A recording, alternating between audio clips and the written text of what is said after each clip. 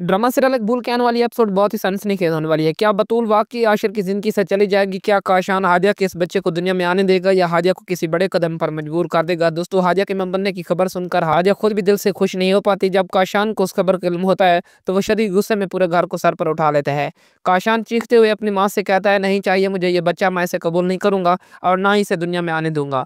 काशान हादिया से कहता है, बेहतर यही है कि तुम खुद ही इसे खत्म कर दो, वरना मुझे कोई बंदोबस्त करना पड़ेगा। काशान की ये बातें सुनकर हादिया के आंसू थमते हैं। वो रो रो कर फजीलत से कहती है कि जब काशान उनसे मोहब्बत करता था तो उसने कभी नहीं जताया कि वो इतना बुरा है। हादिया का कहना है कि उसने तो यही सोचा था कि काशान से शादी करके वो हमेशा खुश रहेगी, मगर काशान बिल्कुल भी वैसा नहीं है। फजीलत आंटी हादिया को तसल्ली देती है, बेटी ये दुनिया जालिमों से भरी पड़ी है, काशान भी उन्हीं में से एक है, तुम फिक्र ना करो, शायद यही बच्चा काशान को एक बेहतर इंसान बना सकता है। और दूसरी तरफ आशिर जब मनाल से मिलने आता है तो मनाल उस पर सख्त बरहम होती है।